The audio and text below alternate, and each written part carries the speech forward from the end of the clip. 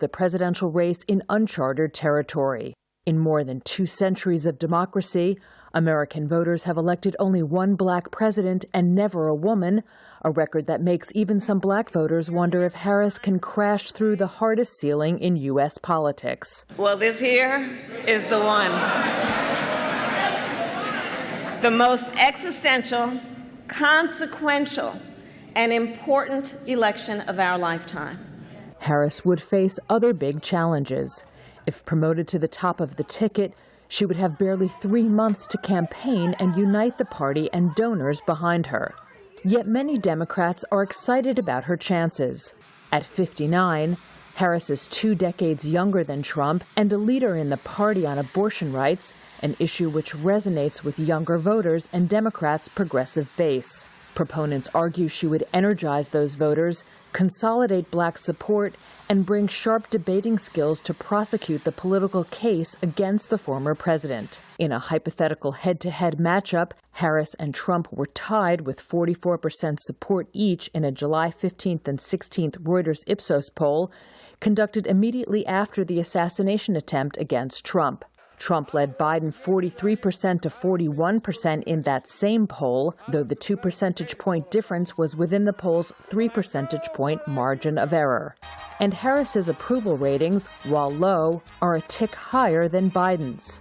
But despite earning praise in the last few weeks for her strong defense of Biden, some Democrats remain concerned about Harris's shaky first 2 years in office, short-lived campaign for the 2020 Democratic nomination, and, perhaps most of all, the weight of a long history of racial and gender discrimination in the United States. And that report was by the Reuters news agency. For more on this, we join on the line now by Professor John Stremlau, Professor of International Relations at Wits University. Prof, good to have you with us here on Update at Noon. Welcome. Well, thank you again, Sakina, and I'm not sure I can improve on that Reuters report, but I'm happy to try. And indeed, let's try, because, of course, we knew that after that first debate against Donald Trump, it did seem as though President Biden was up against it. So does this come as too much of a surprise, though? No, it does not come as much of a surprise. I wondered about his stonewalling and saying he was going to press on with the election when we all know that he is failing and he certainly cannot last until 87 in the presidency, which is an exhausting job. And to cede to a new generation is the right thing to do, because then she can make much of Trump's 78 years and J.D. Vance's inexperience, so that I'm hopeful that while she's ahead of the curve a little bit, America is changing, and I think that the Democrats are going to rally behind her. America's changing. Is it changing enough to be accepting of not just a female, but a black female as president? Well, that's the $1 trillion question. But which America are we talking about? Are we talking about the Republican Party America, which is never going to win a popular vote? Even Trump concedes that. He lost to Hillary Clinton by 3 million votes. He lost to Joe Biden by 7 million votes. And yet he won the Electoral College, which is a distortion of a real democracy like we have here. One person, one vote. And so it's rooted in the historic state equality equation that was the founding fathers decided 230 odd years ago, and it's difficult to reform it, but it's likely that she can win a large majority of the popular vote and also win in swing states depending on her vice presidential choice, but we'll see. And just getting back to Kamala Harris and her being deputy to President Biden, Given his age, even when he did ascend to the presidency, one would have thought that she would have played a much more prominent role, or at least I would have thought so, but she hasn't really. Were you surprised by that at all, Professor Stremler? No, I wasn't, because I do look at the history of vice presidencies, and they are underrated generally. But they're not given the assignments. I mean, Biden was not given key assignments and by Obama, even though they were close, and he didn't give Harris very visible assignments early on, but he did send her abroad much more regularly in the latter years of his presidency, of his first term. And that's going to improve her credentials enormously, I think. But, most people don't vote on foreign policy issues. They vote on their pocketbooks. Indeed.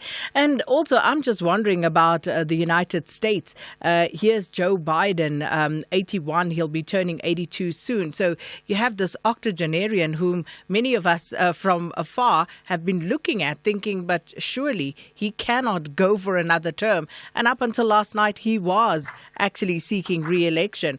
What does that say about where America finds itself, even with Donald Trump as a septuagenarian? Well, he did the right thing in push came to shove, and he had a number of octogenarians like Nancy Pelosi pushing him in that direction, because we all come apart at some point, Sakina, and there should be no life appointments to the Supreme Court or anything else. Like our court here has term limits, and we should have imposed term limits on people's, because they do grow older. I feel cognitive decline, and I'm almost Biden's age, and so the delusion of staying in power is the work of autocrats like Robert Mugabe, and so we just have to get a new appreciation of and the Democrats did concede in the aftermath of Franklin Roosevelt that the term limits on a president with 2 terms, and that was good. But they need to get age requirements clarified, younger and older, and get on with it. And then I know we are talking about this as if it's a fait accompli, because the president, outgoing president, has given his backing to the Vice President Harris.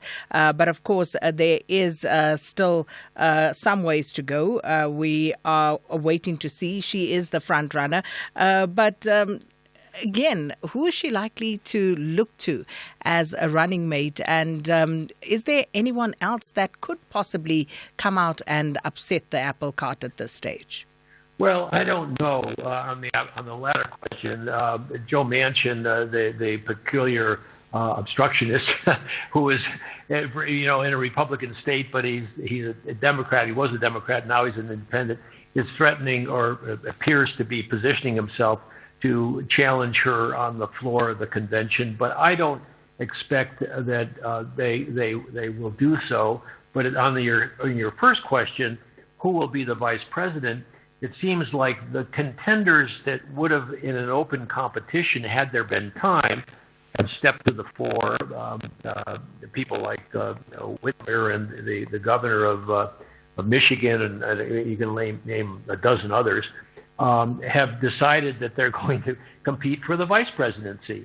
Now, I don't think this is a perfect system, but given the time available and given her energy, as that report that you led with suggested, she was on the phone for 10 hours yesterday, calling 100 people, and has got the majority of the Democrats in Congress behind her, and the majority of the Democratic governors behind her, and she's got the old guard also behind her, even though they haven't declared themselves, Pelosi and Obama, but they will in due course, and they worked hard to get Biden to step aside. Well, Professor Stremlau, always a pleasure. Thanks so much for your time. Professor John Stremlau, Professor of International Relations at Wits University. Right. Sakina Kamwendo on SAFM. I was trying to short circuit there so that we could listen to some voice notes. Let's squeeze in a few. Princess Sakina, good afternoon to you. Good afternoon to your team. Great show always. It's good to hear your great voice, man. Nice voice. It's Uncle JJ, that truck driver in Gauteng. Sakina, what's on your mind this afternoon? Would you please invite Minister of Transport? Anyone from Bargaining Council? We need to know what's going on with the Bargaining Council, with these owners of the companies which we are working for. Because now there's the issue of diesel consumption. They'll just give you a loan form for 20,000. If you don't want, you go for hearing and they are fired. So we need to know. Also invite Kevin Gary or what, that guy from road transport. We need to know, Sakina. It's quite disappointing. Good afternoon, Sister Sakina. It's Rather Tracker in Limpopo. Sister Sakina, it can't be business as usual when visually impaired people, disabled people, truck drivers can't go into Umtata, can't be residents of Umtata. If you need to be in Umtata, you have to have security guards all over the place. It's about time as truck drivers we stop delivering goods in Umtata, Sister Sakina, because these attacks are happening with these grotments with Flosham shoes, Sister Sakina. How is that? Good day, Sakina and SFM listeners. Sakina, please, I would like to urge people who are using this Mr. D, which is delivering food to them, to have a time to ask these drivers a few questions and to interact with. Sakina, there is gross abuse and gross exploitation which is happening to this app. The owners of this app are raking millions of dollars, but if you see how the people are working there, people are grossly abused. There's a lot of atrocities happening with that app. If people knew what is happening there, sometimes they were going to boycott to use this app. Thanks, Anonymous.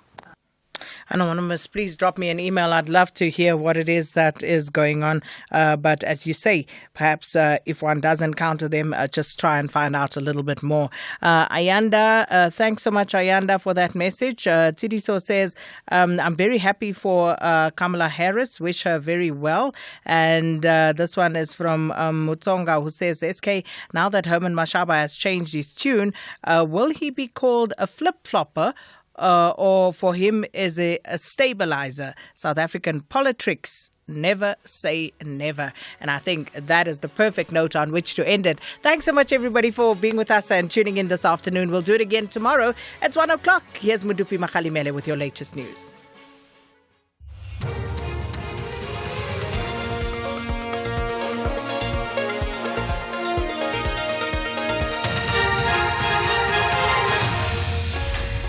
Thanks, Sakina. The top stories at 1. Action SA wants the Joburg mayor ousted and the GNU vows to respect the rule of law.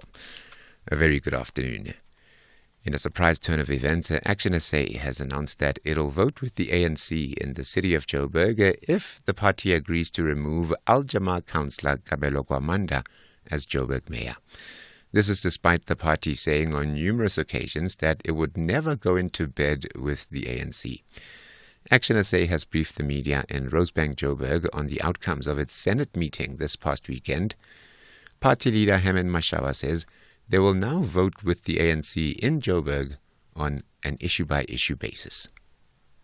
Say to the ANC, you guys, you headed this mayor to play a role that this job is way beyond you. So please, the only way we are prepared to really support you, we need the removal of this mayor. President Cyril Ramaphosa says the GNU has agreed to respect the rule of law and protect the independence of institutions, including freedom of the media. The president was responding to the joint debate on his opening of Parliament address.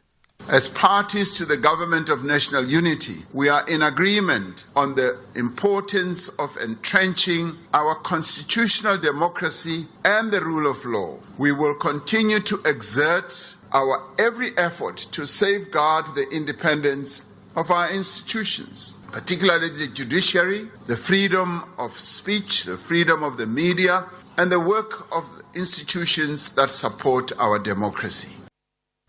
Evidence leader at the probe looking into allegations of misconduct of the suspended Gauteng judge Tintswalo Nana Makubele has submitted that she threatened the independence of and public confidence in the judicial system. Advocate Dorian Paver is making closing arguments before the Judicial Conduct Tribunal looking into Makubele's conduct. The probe follows allegations of gross misconduct by the judge by civic organization Unite Behind. It alleges that she violated the separation of powers principle by being both a judge and a chairperson of the state-owned company PRASA. Paver asked the following question with respect to Makubele's conduct. What would the attitude of the ordinary person be if they were to be tried by Madam Justice Makubele, given the evidence which we've heard during the course of this tribunal? And I respectfully submit that this case, which the tribunal has had to deal with, deals with these two issues. The conduct seriously threatened and interfered with the independence, impartiality, dignity and effectiveness, in our case, of the judiciary as a whole. And secondly, the conduct threatened public confidence in the judicial system. Cell phone data analyst Pinky Vaithalingham is back on the witness stand at the Senzo Meyiwa murder trial. 5 men are on trial at the High Court in Pretoria for the murder of the Bafana Bafana captain who was killed in 2014. Vaithalingham is going through cell phone data records and towers where some of the accused cell phones were used. Pelma Kubani has more. Vaithalingham is unpacking cell phone data belonging to the accused and some of the witnesses who were present in the Khumalo home when 2 alleged intruders entered. Vaithalingham says the cell phone numbers belonging to Kelly Khumalo, Senzo Meyiwa, and Longwe Twala all pinged at the Muleleki Tower in Vosloorus, which is 6.3 kilometers from the crime scene. Pelma Kubani, SABC News, Pretoria. And a convicted murderer who killed dozens of black men during apartheid has claimed that the police sanctioned his violence. Louis van Schoor, a former security guard, was jailed in 1992 but was released on parole 12 years later. The BBC has unearthed new details about his case, including an interview in which van Schoor described hunting black people, as he put it. More from the BBC's Isa Jacobson. Louis van Schoor killed 39 people in the South African city of East London, but he was convicted on only 7 counts of murder. The rest were classified as justifiable homicides by the apartheid-era police. A BBC investigation has unearthed new details about his case, including claims by van Schoor that the police encouraged his killings. During an interview, an unrepentant van Schoor described hunting black people and finding his work exciting, adding that all police in East London knew what he was doing. The top story in a surprise turn of events, Action SA has announced that it will vote with the ANC in the city of Joburg if the party agrees to remove Al-Jama councillor Kabelo Kwamanda as Joburg mayor. The Full Circle is up next. For SAFM News, Gemudupi Makhalemeli. The Full Circle with Bridget Masinga, Monday to Friday, 1 to 3 p.m.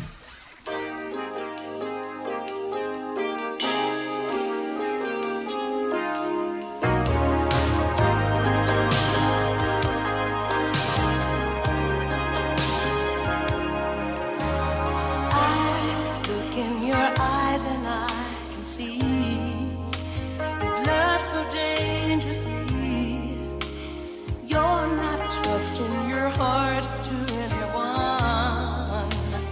You tell me you're gonna play it smart. We're through before we start, but I believe that we've only just begun. When it's this good, there's no saying no.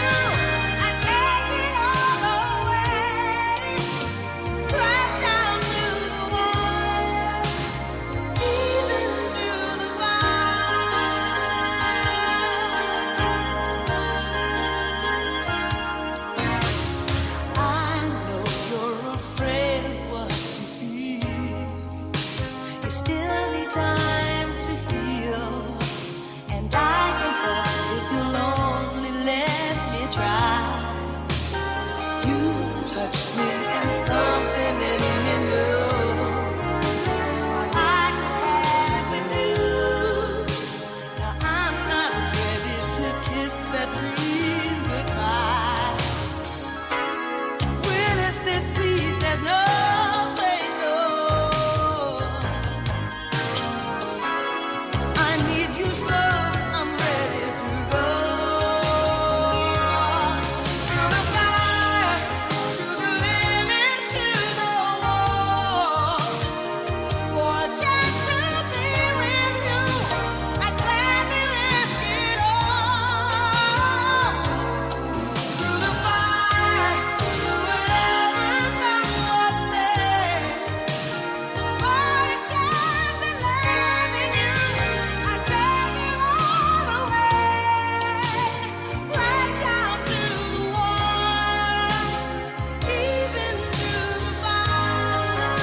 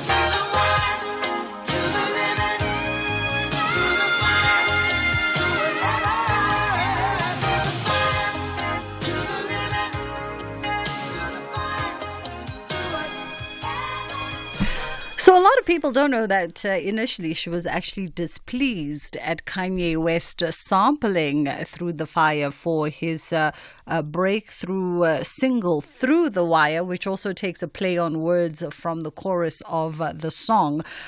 She was displeased, as a lot of some of the old guard get, especially when their music is almost used without initially getting their permission. But she's since changed her tune, and she was in conversation last year sometime with Variety magazine, and she's since warmed up to the idea of Kanye West's Through the Wire. And I wonder if that's got anything in part to do with the fact that not only did he give her song a new lease of life and reintroduced it to a completely new, younger generation when he sampled it for Through the Wire, giving it more longevity outside of, its sort of 1984 release and the baby boomers that enjoyed it at its height. But also considering the fact that Kanye has gone on to be one of the world's most respected producers of all time, and so he's sort of having put his stamp of approval as well to her music, lends itself beautifully for a new generation to appreciate Chaka Khan. In fact, to go back into the archives of her discography and rediscover some of her music. It's always an interesting conversation, this, but also I know that she also had issue with how he technically produced the sample, because he kind of sped it up a little bit, and I don't know hip hop speak and production speak from that perspective, but he sped it up a little bit, and so kind of altering her vocal delivery of the song. She used the word that he made her sound like a chipmunk. But like I said, she's since warmed up to the idea.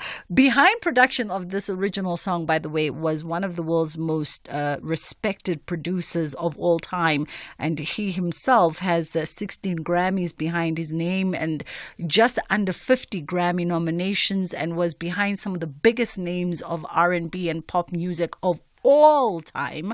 The legendary David Foster is the guy who produced the very original Chaka Khan, Through the Fire, coming from the album I Feel For You. I don't know whether or not he produced her entire album, but he definitely produced this song. That is how we kick off the show for you this week. Hope you enjoyed that walk down memory lane and some of that trivia. I always say, if you listen to the Full Circle with myself, Bridget Masinga, the one thing that I will get you through is music night trivia. All right? That's the one thing. We've got a jam-packed show for you today, and we kick it off with a conversation looking at a new social compact with a NPO coalition that have come together, and they want the 7th administration to put some emphasis on children and to center children as part of South Africa's national development, and they'll tell us more about that. We're also going to be looking at the psychology of office buildings and the impact that has on productivity. Yes, we're looking at the brick and mortar construction of an office and how that has a psychological and mental impact on your productivity or lack thereof, and considering also how we've changed and evolved through COVID, just how our interactions with office spaces, the physical spaces, is so incredibly different now that I'm sure there are some considerations moving into the future that those who utilize brick and mortar offices must then consider, if you're going to be bringing the workforce back into those spaces. Senral is also going to be coming through, and they're going to be telling us about some of their scholarships and bursaries that are now open for entry. And then on the other side of 2 o'clock, while sticking to things that are focused on careers for Career Monday, quiet vacationing. What is that? I don't know what that is. Hey, but we'll find out together a little bit more about that. And then our friends from Africa Cocoon are celebrating 30 years, and they'll be also on the phone to tell us more about this 30-year journey. It's just gone 15 minutes past 1 o'clock on the Full Circle with myself, Bridget Masinga, on SAFM, leading the conversation. Let's take a quick pause and then we'll be right back. Shopping sprees, catching flights while others catch feelings, shaking that thing while sipping on some bubbles on a yacht in Dubai. Some call it living soft. Ndofo. Tune into Sugar Baby Dating, a highly revealing documentary that lifts the lid of the sugar baby dating phenomenon and talks to girls who have a string of rich older men funding their lifestyles and the women that feel damaged by the whole experience. This Thursday at 10 p.m. Is it just a little frivolous fun? Or is there a sinister side to sugar baby dating? Channel your inner curiosity with Sugar Baby Dating, 11 July at 10 p.m. Only on S3. Open up. S3. The reality is that 90% of South Africans don't save enough for retirement. This National Savings Month, why not be part of the 10% who do? Choose an interest rate of up to 12.6% after 60 months with the Nedbank Electronic Optimum Plus account. Anyone over 55 can open theirs via the Nedbank Money app in less than 2 minutes. Join the bank that's best for your savings goals. See money differently. Nedbank. We're a licensed FSP and registered credit provider. T's and C's apply. The incredible story is written by the classical performance of a magnificent Olympian. Josiah Tugwani painted Atlanta in the colors of Africa Borwa. He took center stage and rounded off a memorable Olympics in style. Tugwani emerged victorious in a 124-man battlefield from 79 countries to claim gold in just 3 seconds. Every countryman wants a medallion. Ezekiel Sibeng delivered silver in the men's 800 meters. Marianne Kriel joined the podium with a collection of bronze in the women's 100-meter backstroke. Magical moments of the Olympics. Brought to you by SABC Sport, proud broadcaster of the Olympic Games Paris 2024. For the love of the game. Here, there, and everywhere. SAFM 106.1 FM in Durban North. So when political parties agreed to form a government of national unity, they committed to an inclusive national dialogue with political parties, labor, business, civil society, and of course other sectors. And the goal is to develop a social impact, or rather a social compact that would enable South Africa to meet the aspirations of the National Development Plan by 2030. And we now know that adequate investment in early childhood development is the most effective action for any country to take in order to break some of these intergenerational issues that plague us. And in fact, last week when we were out at the Nelson Mandela Children's Hospital and in conversation there with the hospital as well as the Nelson Mandela Children's Trust, very much our conversation was centered around centering children in the politics of the day. And we thought we'd invite CEO of the DG Murray Trust, Dr. David Harrison, to join us in conversation as one of the stakeholders of this NGO's coalition. How are you doing this afternoon, David? Very well, thank you, Bridget, and thanks so much for having me on the show. Thank you for the time. Much appreciated. Let's perhaps firstly share an overview of the concept of social compact and how that relates to the National Development Plan. Well, I mean, to take a step back, if we think particularly about children, there are 3,000 children born every day in South Africa. And what happens to those children over the next 2 decades is going to fundamentally reshape our country. So if those children born today and tomorrow and the next day, if they grow up in the same circumstances as they've been living in, we're going to end up with worsening social conditions. We won't get anywhere near the cooperation nation that President Ramaphosa spoke about. But if our children grow up thriving, if every single one of those cohorts of 3,000 children born today and tomorrow and the next day, if they grow up under fundamentally different circumstances, I mean, we're going to shoot the lights out. We're going to have an incredible nation that's socially stable and that's growing well economically. Now, the challenge, and to get to your question, is that children's development requires all of society. It requires government, yes, and government services, health services, educational services. But we know that so much of child development happens in the home. It happens in community. It happens in the interaction between the mom and the food store when she's trying to work out how much food she can buy for her child. So when we're talking about children's development, more than any other sector, the social compact that brings together government, civil society, labor, and business to combine their efforts in a process of support to children is absolutely key if, in fact, we're going to change the trajectory of growth in our country. And and what you're saying speaks very much to the conversations we were having last week with the Nelson Mandela Children's Trust that spoke to, we need to center children to the conversations of the day, which is something that has been glaringly missing from the politics of South Africa. Yeah, and the National Development Plan, right back then in, when was it, 2011, 2012, had said that if we don't put children at the center of national development, we're not going to make progress because even if you think in economic terms, how do you develop a human capital pipeline if you damage children at source, if they can't have enough food, if they can't have enough early learning, if they can't participate in schooling? So our very future, and here we're not just talking about soft human development. We're actually talking about economic growth and productivity. Our very future depends on what we do with our children over the course of the next decade, and whether in fact we begin to address some of the glaring deficits that have persisted for the last 30 years, or whether we allow them to persist.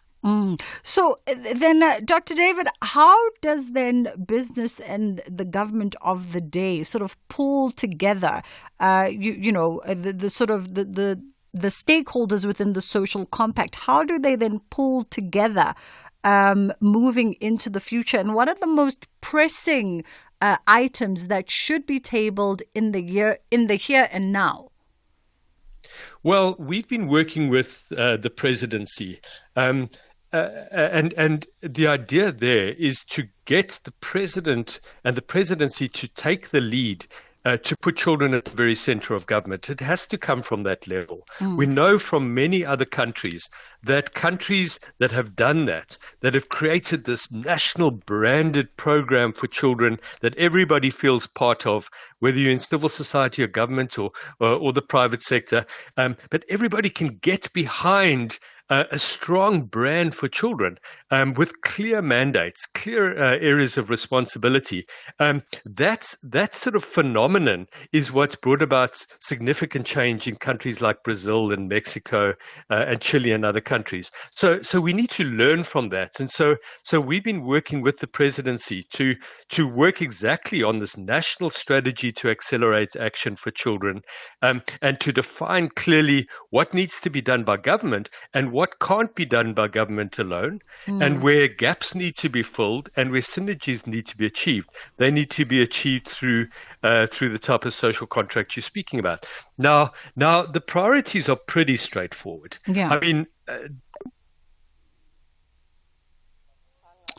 we've just been disconnected, I think, by sheer accident with Dr. David as we have this conversation around the social compact or social contract that is needed in order to center children of South Africa for just the economic and social development of the nation moving into the future. 086 000 2032 is our number, and 061 410 4107 is our WhatsApp if you want to be part of the conversation. Dr. David, yes, please do continue. What I was saying is that the number one priority in this country is to get enough nutritious food into our children. I mean, that is the absolute basic before we do anything else. And, you know, if you have a look at the challenge in South Africa, we have a situation where we're doing pretty well in terms of the percentage of our children who are underweight. In other words, they're getting enough sugars and starches. What they're not getting is enough protein. So we have relatively low underweight in South Africa, but we have very high stunting rates, the percentage of children who are short for age. And that is a consequence of not getting enough protein.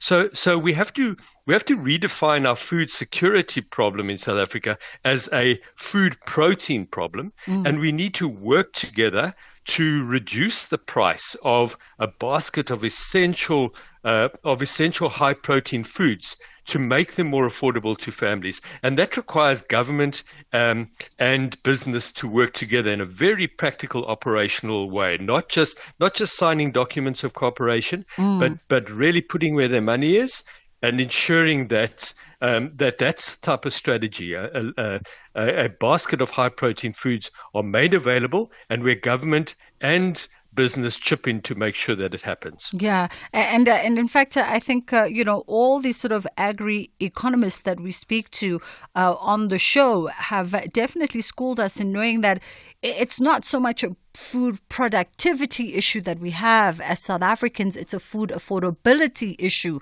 that we have, where households cannot, in fact, afford to put food on the table, which segues us nicely into, part of the president's opening address last week. He brought up the issue of the consideration of more foods being added, or more foods being VAT exempt, being added into that VAT exempt basket. And I know that, one of the coalition sort of partners, this NGO coalition, are the likes of Grow Great, who have very much called for more items, and to your point of protein goods, more protein goods to be considered for VAT exemption. Yeah, so here we need to make a distinction. So the important thing here is that we need to deeply discount a list of high protein foods. Rather than spread the benefit thinly across more and more foodstuffs, where we know that richer people are likely to benefit more, and where in fact it's not necessarily clear that retailers and manufacturers will pass the benefit on to their consumers. So I'm not in favor of.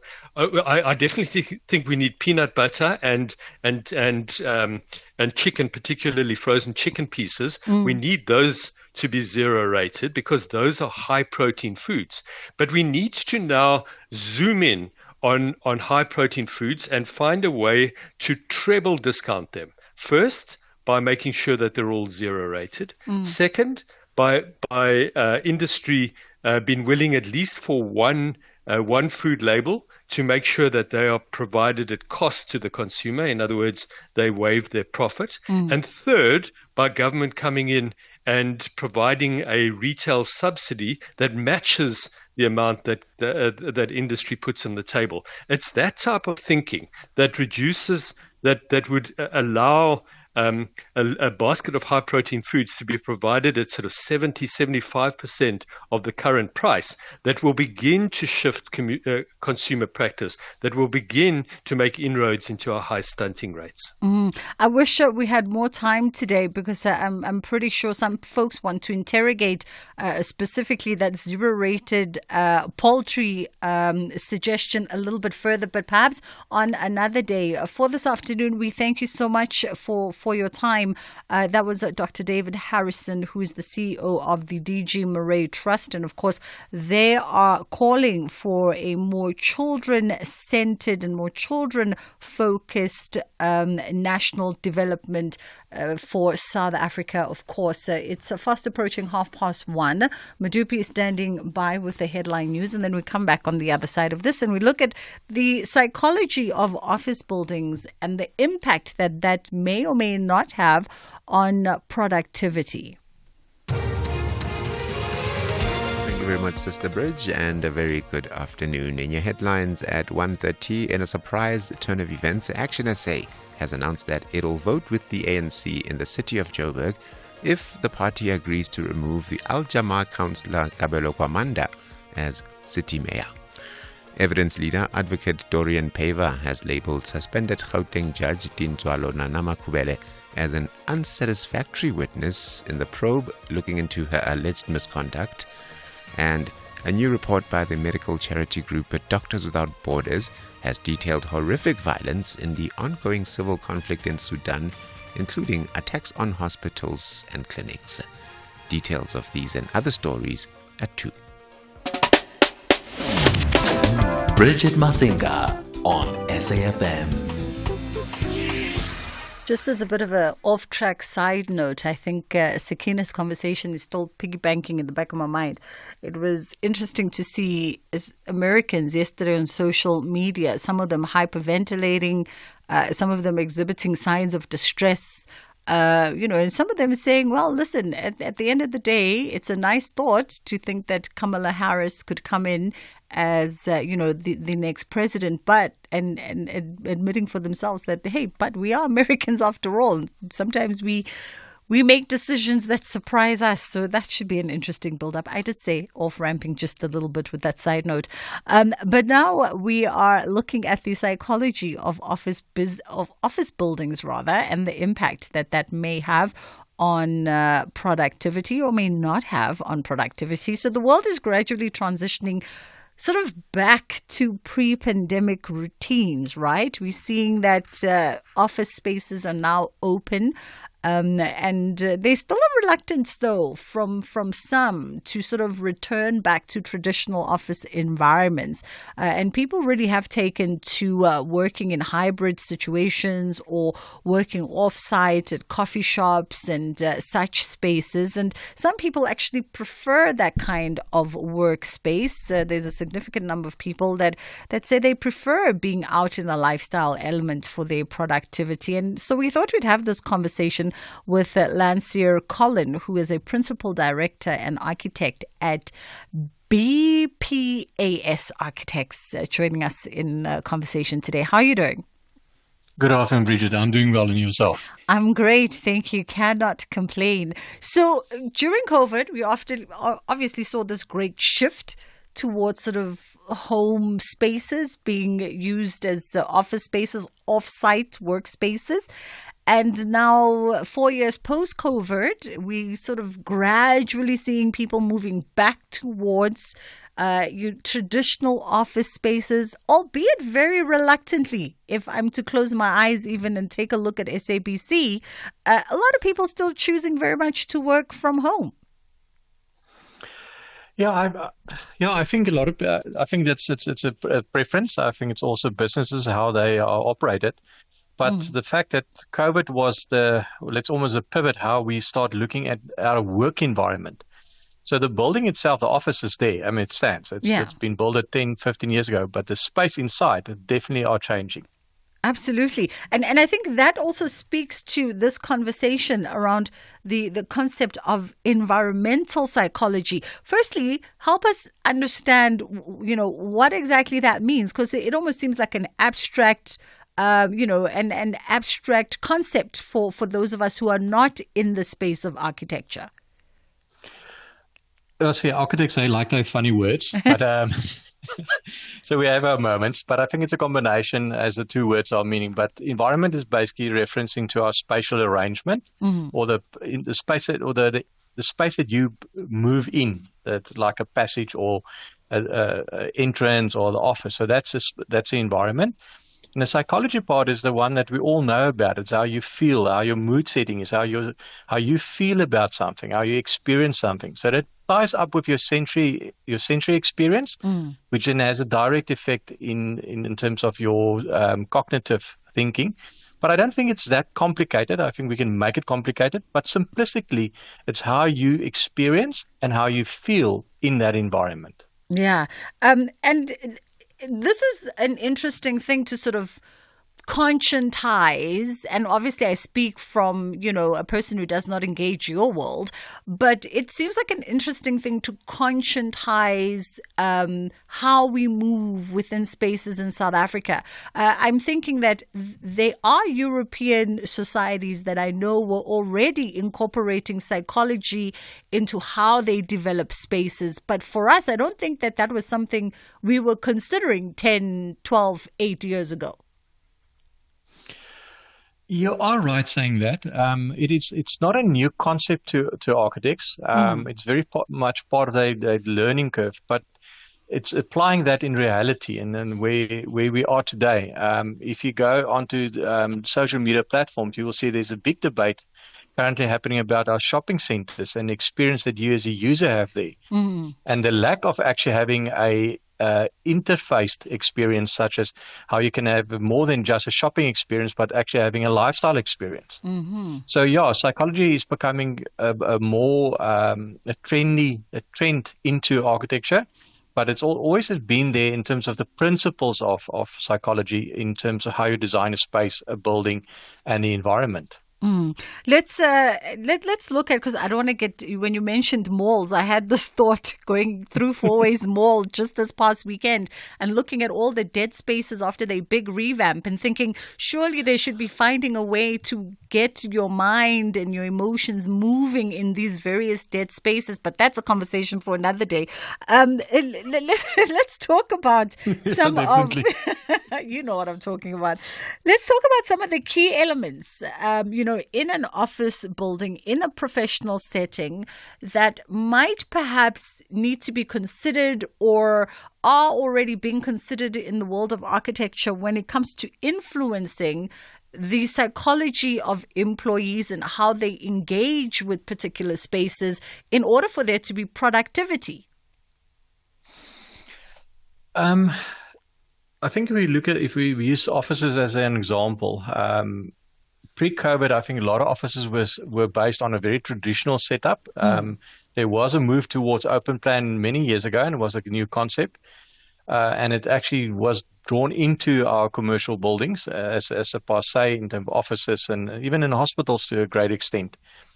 But with COVID, we saw almost a return to isolation because that was because of the situation. And then from out of COVID, we saw the hybrid, first work from home, and then we saw the hybrid, and then people returning to the offices. So offices change in the sense of that you need to make the space where people work also a place that they want to come to. Mm-hmm. So there is a directive in terms of that you are working and then you must earn a salary. And those are let's say that's a core agreement between you and your employer. Mm. But you still need to enjoy the space. You still need to have natural light, and it's not always possible. But then you must have clean air. You must have exciting stuff around you where there's actually these experiences you have, even it's color, sound, climate, even texture. Like if you walk on floor, that it actually makes a certain sound. Is it a pleasant sound? Is it the irritating sound? If you talk, is there almost an echo? Is a sound almost captured and not actually spread out? And that way you're actually having positive environment. So even if you come to work where you just have a dull environment, but there's a plant in it, the influence of biophilic architecture where you've got greenery into a building, those all make spaces more exciting. Absolutely. You know, Lancia, I want to hold our conversation because you're saying all these things that are now making me literally look at sort of the different office environments in South Africa and some of the places that a person has traveled and what ticks the points that you're bringing out and what doesn't. But we'll continue our conversation on the other side of this. Let's take a quick pause for the ad break and then we'll come back with the full circle. If you love premium documentaries, then we know you love Thursday nights on S3. Broadcaster Alice Levine asks if there's anything such as normal when it comes to sex and sexuality in the 2020s. She meets sexual adventurers up and down Britain, those pushing the boundaries of sex, intimacy and relationships. Tune into Sex Actually, Thursdays at 9 p.m. Channel your inner curiosity with BBC Primetime, only on S3. Open up. S3. Chomi, I just hope I get auto-assess this year so I can just accept. You're so lazy. Remember, not everyone gets the auto-assessment notice. I know, but I'm ready. I've got my e-filing password sorted, I've updated my details, and my IRP5 is ready. Make tax matters priority by updating your personal and banking details and expect your auto-assessment notice from 1 to 14 July. If you disagree with your auto-assessment, file your return via e-filing. If you don't receive a notice, visit e-filing to submit your tax return from 15 July 2024. Visit sars.gov.za for more information. Your tax matters. SARS, at your service. Greatness has a way of overcoming all the obstacles. South Africa is readmitted into the International Olympic Committee.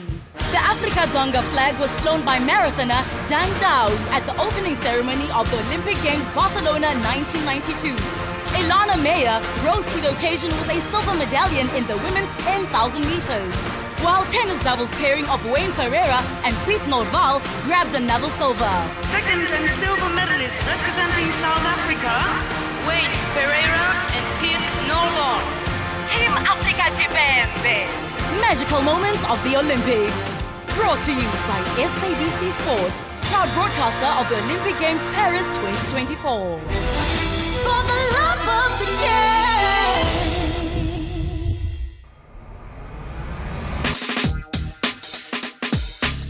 SAFM, leading the conversation. 086 000 2032 is the number that you can call us on, or 061 410 4107 is our WhatsApp line. If you'd like to send through a WhatsApp voice note, you're more than welcome to do so. And of course, you can share your thoughts and your perspective on any of our conversations. Right now, we are talking around the psychology of office spaces, professional spaces, the concept of environmental psychology as it relates to architecture and productivity. And we are in conversation with Lancia Collin, who's the Principal Director and Architect at BPAS Architects. And as you were talking, Colin, you know, we're talking about sort of the factors and the elements in design that one could incorporate into design in order for design to engage people differently, right? And spark, I guess, different sensory experiences in people. And we have a message here from Matari in Joburg, somewhere in Joburg. Matari says, for them, the latest dominating color of gray is so dull that it really just pulls them down even before they get into a building. And he's wondering whatever happened to brighter colors that call one to say, come inside. It's bright and it's lovely inside here. I don't know if our buildings, especially our professional buildings, ever had such characters, but I find that at least more and more, if I'm thinking, for instance, of the mega buildings, like the mega Discovery headquarters here in Johannesburg, they are trying very much, once you enter those kind of spaces, to create little pockets of lifestyle. And to create little pockets of engagement and interaction for their staff members, so that it's more than just the typical grey, dreary, professional work building. You are so spot on with that. And your caller actually made a very, very important statement. If I can say where there's a big movement currently happening, it's within our education sector. If you look at our old government schools or state schools, and you go and look at the police station, and if you were ever in a situation behind the police, into the back side of the police station, you will see there's the same colors. Colors are very important. There's an association with it. And if you start looking at our fast food industry, how they use their brand colors to actually almost make you feel, but I want to go there. So yes, colors are very important. It's a visual sensory that you experience. It's your association. Not everyone likes bright colors. Not everyone likes dull colors. But in between, there's similarities of where we feel comfortable and we find almost our happy space. I mean, if you ask people, what is your favorite color? I mean, it's a game that we play, but people can answer you. If I take you back to your childhood and I say to you, throw a box of Smarties out, we all played that Smartie game where we packed all the Smarties in a row with each other. I mean, but that's essentially of memory coming back, that remember that I played with colors and I was comfortable with playing with colors. So color is a very important tone of how we experience a sensory space or environment and how it actually affects my mood. Like your caller earlier mentioned, they feel almost drawn down. And then there's a lot of factors more than just the color, but it's a contributor to that feeling. And by way of moving into these spaces that incorporate lifestyle, I don't know, I've always felt a catch-22, right? So I feel on the one hand that these mega buildings where there's coffee shops and little pockets and nookies, and a lot of the big global players, I know Google has a similar headquarters, Apple has a similar headquarters where there's pockets of interaction and play. And I feel like on the one hand, it speaks to what we're talking about, that perhaps some people want a sort of different sensory experience in order to be productive and be engaged in the work of the day. And then the skeptic in me then says, but wait, is it not creating an environment also where there's a false sense of, what's the word? You're almost captured in the environment. So once you are in. And before you know it, you're not working a 6-hour day anymore. You're working a 10-hour day because it's so comfortable being at work. That almost becomes, like you refer to it, almost those spaces almost become the social spaces where people as a community get together. But the experience that I have with these little pockets, which we refer to as breakout spaces, or you can call them little lounges, is that while people engage with that, they are very much actually engaging on a peer-to-peer learning experience where they either start talking about their experience in work, their problem solving, or even just work-related, when you go to a coffee shop and you're actually doing an important transaction. There is a culture that you have to cultivate with that in terms of sense of responsibility. And I think that's a topic on its own. But if I have a space where I can have a private conversation with someone that I don't want other people to hear that in an open office space, then these spaces allow me to actually have that private experience But if you don't have that private experiences, then you go into a sense of vulnerability and also where you're actually not protected. Mm-hmm. So these spaces that gets designed in buildings, either big buildings, small buildings, even in public parks, you have these little coves where you can actually sit and talk to your mate, or actually have engagement with someone that's important to you without other people overhearing your discussion. So they do have importance in these spaces, but it's more than just that. It's actually part of the community, the larger cosmos of everyone working in that building.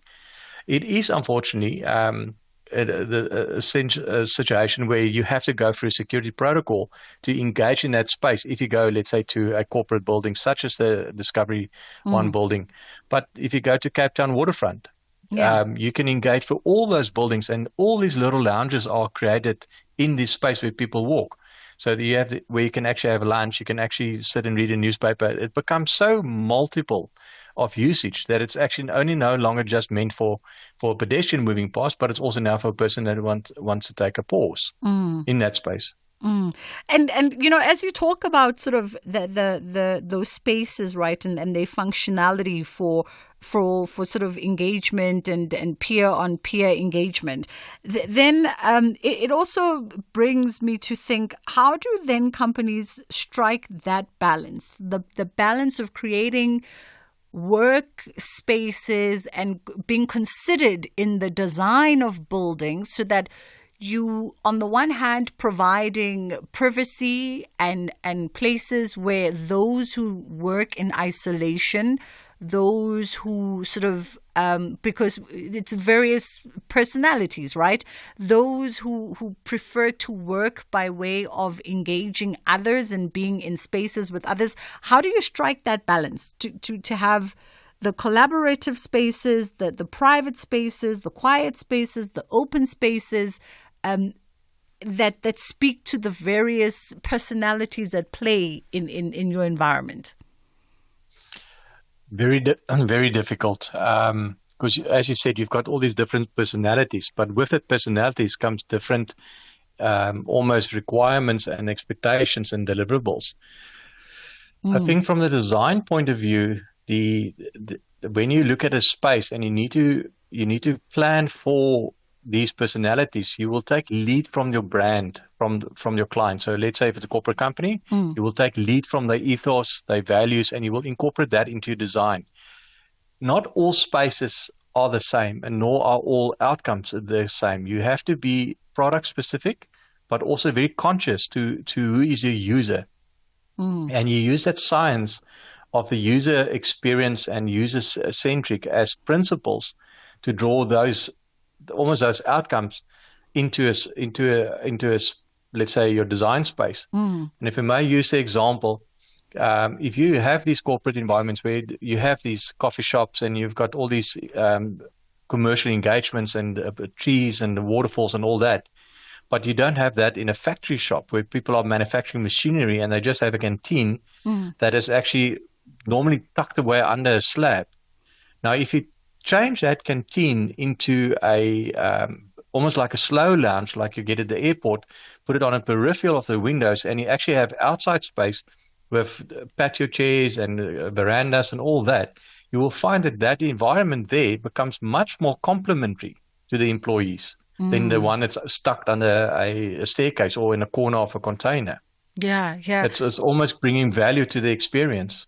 I mean, I've run out of seconds, in our conversation, because I still wanted to talk to you about even soft elements like lighting and ambient music, especially for the mental health of our employees. Maybe in 30 seconds, you can surmise that for us. It is very important. You need to be conscious about it. There's a science behind it, but if you don't do it, you almost have a void in that sensory experience. Lancier Colin, thank you so much for the time today. He is a principal director and architect at BPAS Architects. It's just gone 10 to 2 o'clock. It's time for us to catch up with Kids Corner. That will run us to the top of the hour, and then Madupi Mekhalamele is coming through with your news at 2, and we'll see you on the other side. This program is brought to you by SABC Education, enriching minds, enriching lives.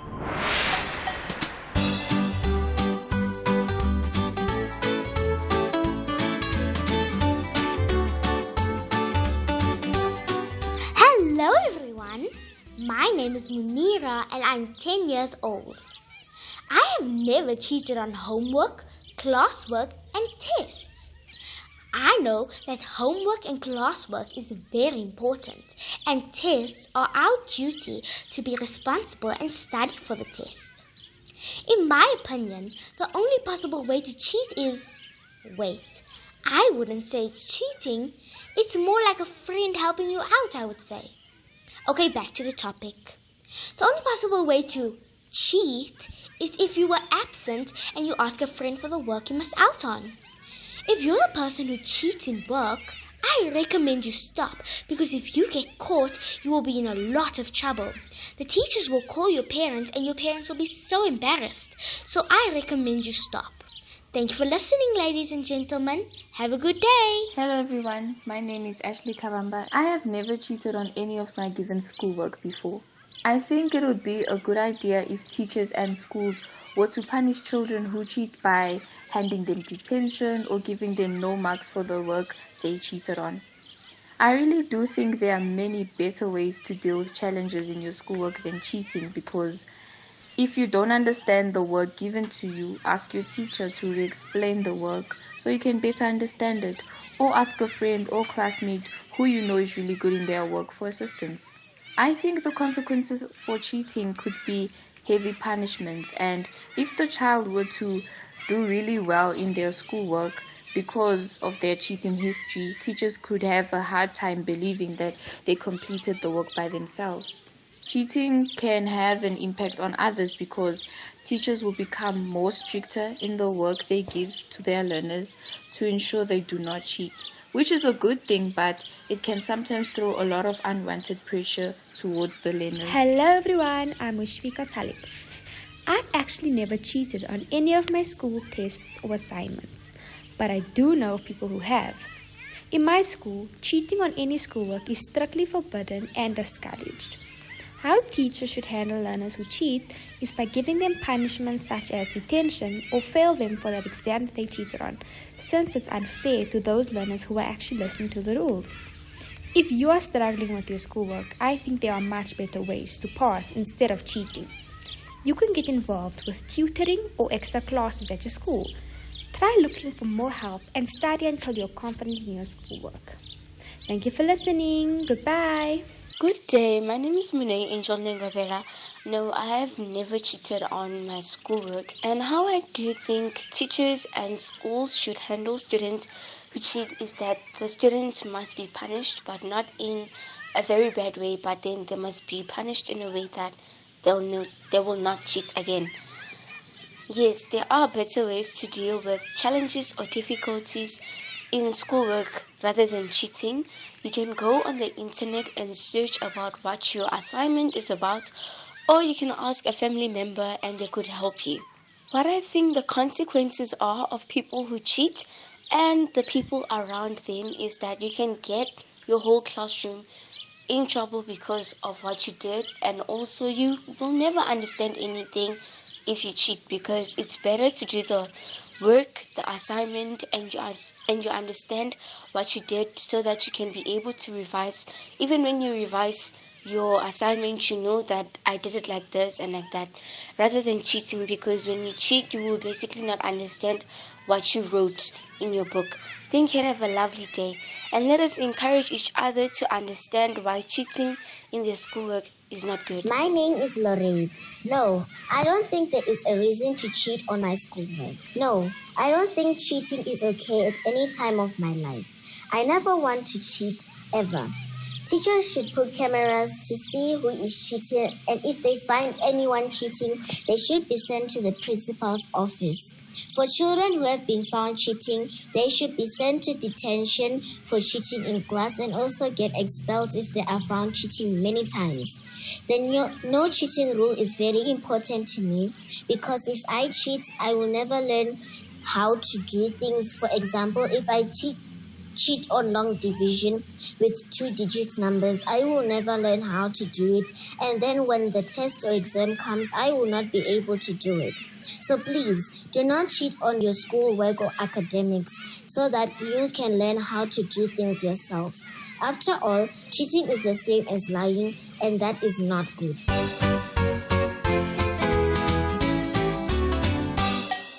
Hello friends, I hope you are having a great start to the week.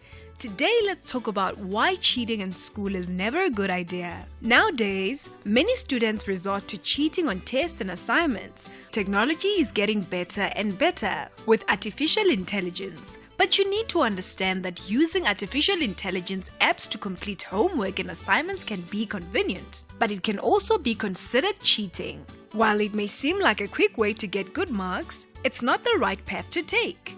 Cheating doesn't help you learn anything. It's like running on a treadmill. Lots of effort but no progress. School is meant for learning, understanding and growing smarter.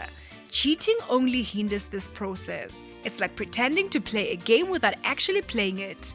You may get a good score, but you're not truly improving your skills. As we have learned in one of our preceding topics, honesty is key. Doing your own work, even if it's tough, shows integrity towards yourself and others. Cheating is the same as lying. If caught, your teachers and peers may lose trust in you. Trust is crucial not just in friendships, but in life in general. To earn trust and respect, honesty is essential even when it's challenging. Cheating can also have long-term consequences. By copying others' work, you're not learning the skills necessary for future success.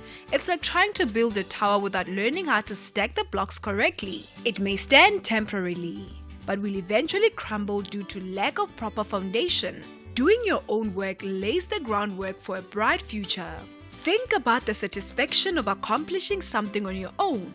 Working hard and achieving a goal independently is incredibly rewarding. Cheating robs you of all that sense of pride.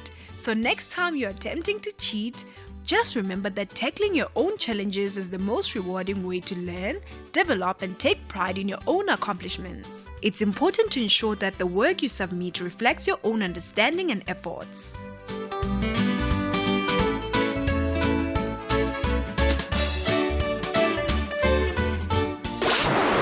This program was brought to you by SABC Education.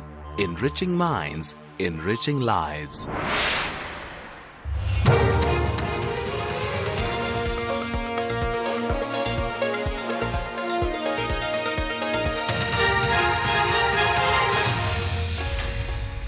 The top stories at 2 o'clock. Action SA calls for Joburg Mayor's ousting and a search for a missing Cape Town man continues. A very good afternoon. In a surprise turn of events, Action SA has announced that it'll vote with the ANC in the city of Joburg if the party agrees to remove Al-Jama councillor Kabelo Kwamanda as city mayor. This is despite the party saying on numerous occasions that it would never go into bed with the ANC. Action SA has briefed the media in Rosebank, Joburg on the outcomes of its Senate meeting this past weekend. Party leader Hemen Mashaba says they will now vote with the ANC in Joburg on an issue-by-issue basis. Say to the ANC, you guys, you headed this mayor to play a role that this job is way beyond him. So please, the only way we are prepared to really support you, we need the removal of this mayor. President Cyril Ramaphosa says that the era of the Government of National Unity must not become a fleeting convenience. He was replying to the debate on his opening of Parliament address. Ramaphosa also emphasized the important role of Parliament in the 7th administration. The nation's eyes are on this Parliament and all of us that they elected to represent them. We wholeheartedly endorse the call by Honourable Muimang, who, when he spoke here, said that this Parliament should become the epicenter of the advancement of the will of the people of South Africa. Much of what has been said during this debate has confirmed that we have entered a new era in South African politics. It is an era of hope. It is an era of optimism for the people of our country and for its future. Evidence leader advocate Dorian Pava has labelled suspended Gauteng judge Tintswalo Nanamakubele as an unsatisfactory witness in the probe looking into her alleged misconduct. It follows allegations of gross misconduct in which a civic organization, Unite Behind, alleges that she violated the separation of powers principle by being both a judge and chairperson of the state-owned company Prasa. Pava is delivering closing arguments before the Judicial Conduct Tribunal. Judge Makubele was a thoroughly unsatisfactory witness. She would have this tribunal believe that it was not a foregone conclusion that once the Judicial Service Commission had made a recommendation, she was destined to be appointed permanently as a judge of the High Court. She resorted instead to giving testimony, relying on the fact that Madam Justice Meyer had not been appointed as the Chief Justice, despite the recommendation of the JSC to the President. It is our respectful submission that Judge Makubele's provisions or understanding of the provisions of Section 174, at best for her, should be found to be wanting. The mother of a 31-year-old man from Gales River in Cape Town who went missing after falling into a canal says she's hopeful that he'll be found alive. Charlotte Brinkhuis says her son Theodore Brinkhuis was crossing a footbridge when he slipped and fell into the canal during last week's stormy weather that wreaked havoc in several parts of Cape Town. Brinkhuis says that her son was swept away by the overflowing river and pushed downstream. The search for Theodore continues with various emergency and law enforcement officers on the scene today. And a new report by the medical charity Doctors Without Borders has detailed horrific violence in the ongoing civil conflict in Sudan, including attacks on hospitals and clinics. The BBC's Imogen Folks reports. MSF is one of the few international aid agencies still operating across Sudan. Its report details harrowing violence, with medical workers describing days in which dozens of people arrive at hospital, all of them missing limbs following an airstrike. Hospitals, markets and homes have been destroyed. MSF says children already badly injured have been killed because the emergency ward they were being treated in was bombed.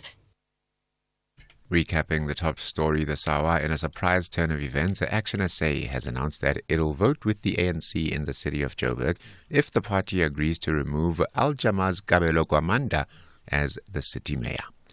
The Full Circle continues. For SAFM News, Kimudupi Makhalemele. If you love premium documentaries, then we know you love Thursday nights on S3.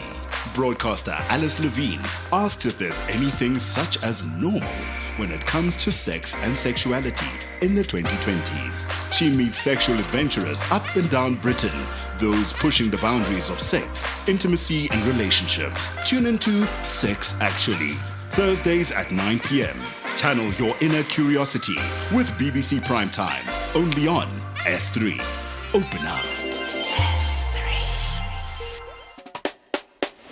The Full Circle with Bridget Masinga, Monday to Friday, 1 to 3 p.m.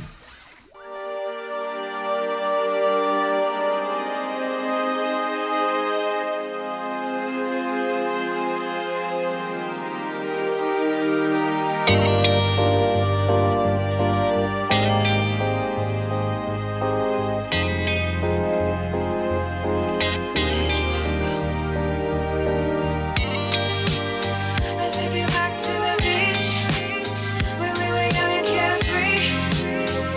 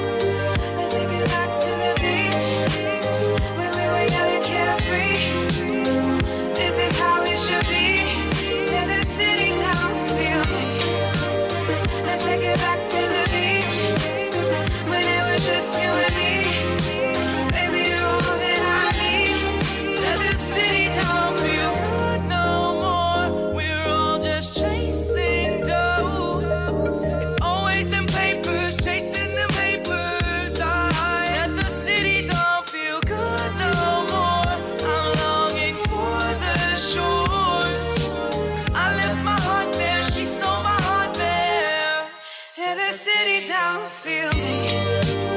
Let's take it back to the beach, where we were young and carefree. This is how it should be. Say the city now, feel me. Let's take it back to the beach, when it was just you and me. Baby, you're all that I need.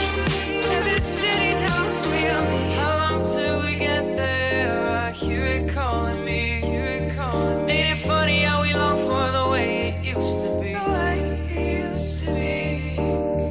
You know when we get there, our life will be carefree. How did we get this far? Living out our dreams, yeah. Let's take it back to the beach, when we were young and carefree. This is how it should be. Say the city now, feel me. Let's take it back to the beach, when it was just you and me.